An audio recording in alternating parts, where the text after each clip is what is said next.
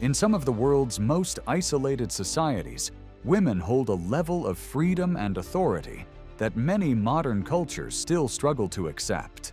From choosing their own romantic partners without judgment to leading entire family systems and controlling inheritance, these powerful tribes completely challenge traditional ideas about gender and relationships. Hidden deep within remote regions of Asia and Africa, these communities follow customs that have survived for centuries, untouched by outside expectations. Some traditions may seem shocking at first glance, while others reveal a fascinating balance of independence culture and survival. In today's travel documentary, we'll uncover extraordinary tribes where women shape society, make the rules, and live by traditions unlike anything most people have ever seen. And trust us, the final tribe on this list is something you won't forget anytime soon. Number 1. Mosuo, China. Welcome to what many consider the last true kingdom of women on Earth. Imagine a place where women not only make all the decisions, but also have complete freedom to choose as many lovers as they please, without any stigma or judgment. Sounds incredible, right? We're talking about the Mosuo people, a small ethnic group in the remote areas of southwestern China, known for their unusual take on relationships and family structure. In Mosuo society, monogamy doesn't really exist. Women can have multiple partners at the same time, and it's completely accepted, even celebrated. This system is known as walking marriage, where women invite men into their private attic rooms for the night. If the connection doesn't work out, no hard feelings, women can lock the door and move on without any drama. Imagine the power to choose and end relationships at will without jealousy, without guilt, simply pure freedom. But there's more to Mosuo life than just their unique take on love. The family structure is entirely matrilineal, meaning that lineage and family wealth are passed down through the female line. Women are the heads of households, and men play a supportive role, usually living with their own maternal families. This means that the responsibility of raising children and managing family affairs lies primarily with the women, giving them significant influence over the social and economic aspects of their community. The Mosuo believe that this structure fosters harmony, as there are fewer disputes over inheritance and family roles. This isn't just about casual relationships, it's an entire social framework. Mosuo women can choose multiple partners or keep enjoying life without ever settling down.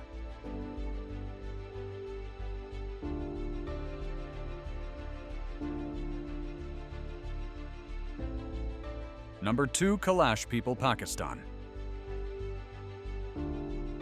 Next, we head to the breathtaking valleys of the Hindu Kush mountains, right along the Pakistan-Afghanistan border. Here you'll find the Kalash people, known for having some of the most beautiful women in the world, and for their deep, vibrant cultural traditions. The Kalash live in 3 isolated valleys, Bumbared Birir and Rumbur, and they're believed to be descendants of Alexander the Great's army. What really sets the Kalash women apart isn't just their unique appearance, fair skin, striking eyes, and features that seem almost European, but their unmatched freedom.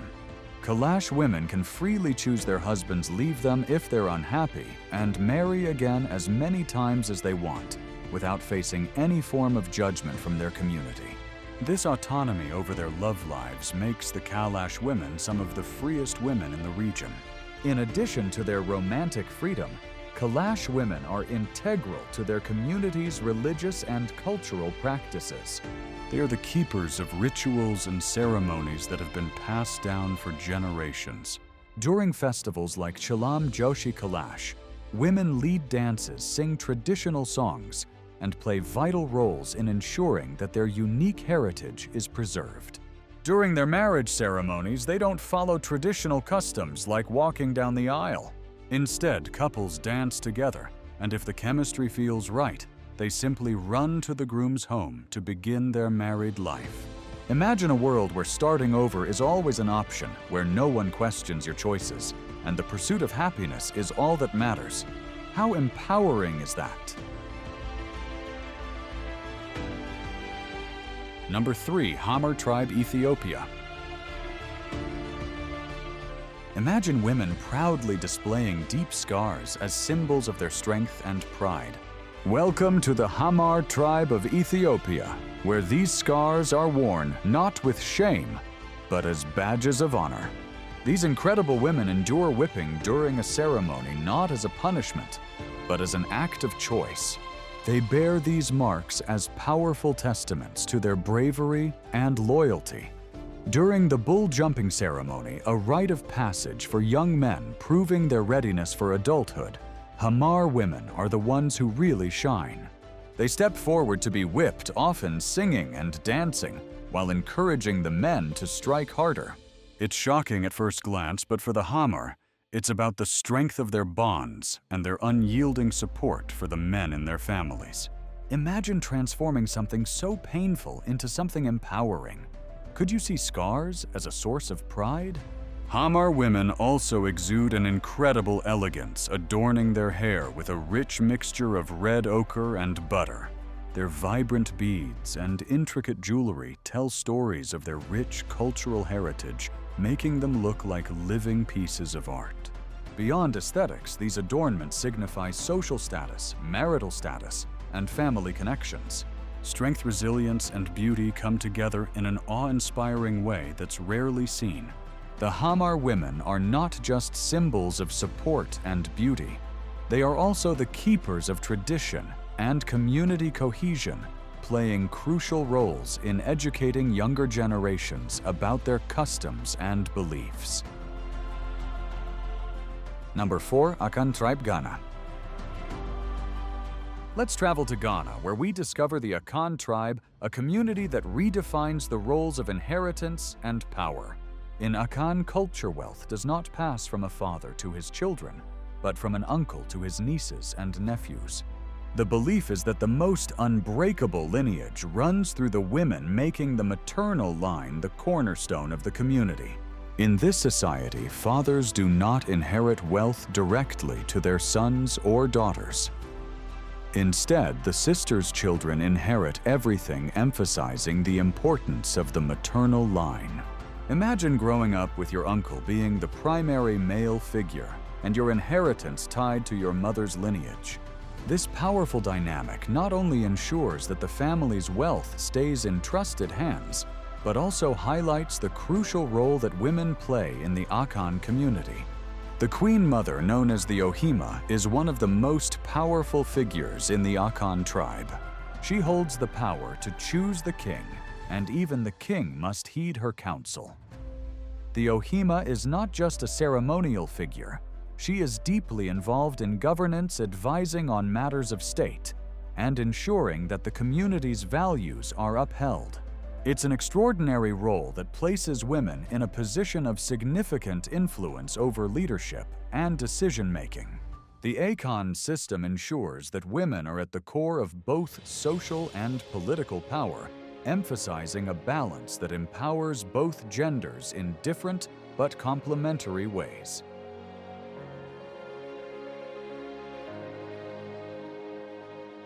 Number 5, Balu Tribe, Cameroon. Welcome to Cameroon's Balu tribe, where the flow of power is distinctly matrilineal. Here, wealth doesn't move from a man to his children. Instead, it passes to the firstborn child of his eldest sister. In other words, the mother's lineage dictates inheritance, reinforcing the importance of the maternal bloodline. In the Balu community, children carry their mother's name, and family wealth is entrusted to the maternal line. This dynamic creates a unique balance in family relationships, where men must support the matriarchal structure, knowing their legacy continues through their nieces and nephews, rather than their own offspring. It's about ensuring that a mother's lineage remains stable and influential for generations to come. Beyond inheritance, Balu, women are also responsible for maintaining cultural practices and traditions. They are the ones who teach the younger generation about the community's history, customs, and values. The Balyu believe that women are naturally better suited to these nurturing roles as they foster unity and continuity. This kind of empowerment isn't just about property, it's about recognizing the importance of the maternal bloodline as the backbone of society. Imagine a world where your entire family's future was built upon the strength of the women who came before you.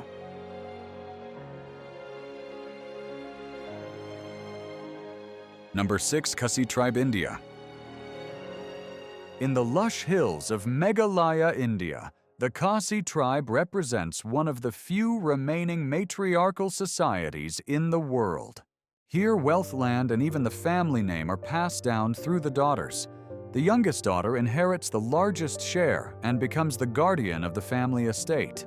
In Khasi culture, children take their mother's surname, and family structures revolve around women. The matriarch holds all the power, while men contribute, but do not dominate. This unique setup has helped Khasi women maintain a level of independence and influence that's often missing in patriarchal systems. Khasi women are not only custodians of family wealth, but also play an essential role in the economic activities of the community. They are known for their involvement in trade and market activities, often owning and operating businesses. The Khasi also have a unique tradition called Kaniyam Khasi, where women lead religious rituals that honor their ancestors. The Khasi tribe demonstrates a social order where the future of the family depends on the daughters. It's a bold redefinition of family dynamics that empowers women in a way that is rarely seen in the world today. Does this system empower women in ways others don't, or is it simply too different to comprehend? Number 7. Owambo Tribe, Namibia. Now let's move to Namibia, where the Owambo people also practice a matrilineal inheritance system. In Owambo, culture, property, and family wealth are passed through the maternal line, with women acting as the keepers of the family's wealth and legacy. Even today, in rural Owambo communities, this system remains largely intact despite outside influences. In Owambo society, women hold great respect and influence in family and community decisions. Land, livestock, and other assets are passed down through the mother, ensuring that power and resources remain within the maternal family. It's about stability, respect, and recognizing the importance of women as family anchors. Owambo women are also key players in agriculture and trade, making them the economic backbone of their communities. They take part in managing farms, growing food, and making sure that resources are used wisely. Their role extends beyond the household to include community decision-making, where their voices carry significant weight. This system has helped maintain social stability, as women are seen as natural mediators and leaders in both familial and community contexts.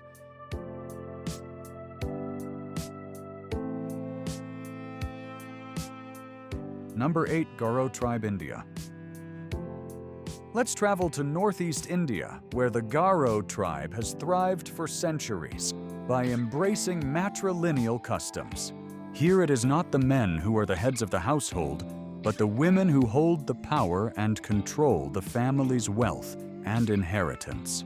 In Garo society, when a mother passes away, her property doesn't go to her sons, but instead to her daughters, ensuring that the maternal line remains intact. Women are the decision makers and custodians of family wealth, creating a strong sense of stability and continuity. Imagine a world where daughters are empowered from a young age, knowing that they will be the ones to carry on their family's legacy. Garo women also play an important role in social and political matters. They actively participate in community assemblies and help make decisions that affect the entire village. The Garo's traditional dances and festivals are often led by women, highlighting their cultural significance. In Garo culture, the role of women is not only about managing the household, but also about shaping the future of their community. They are central to every aspect of life, ensuring that Garo society remains unique and self-sufficient.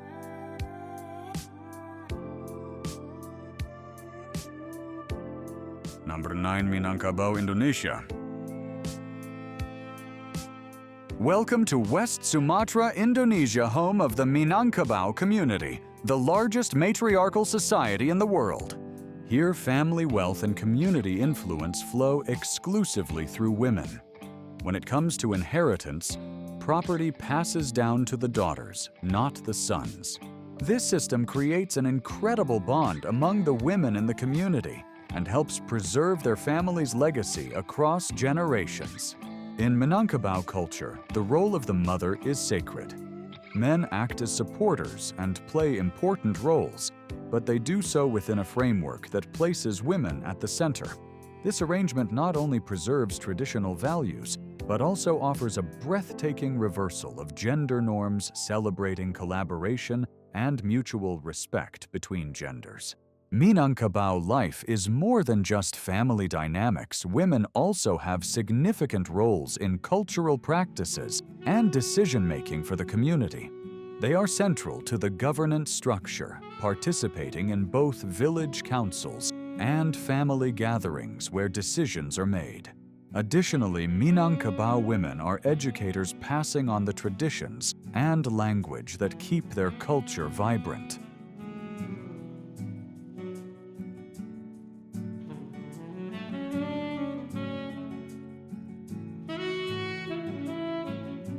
Number 10, Bijagos people of Guinea-Bissau.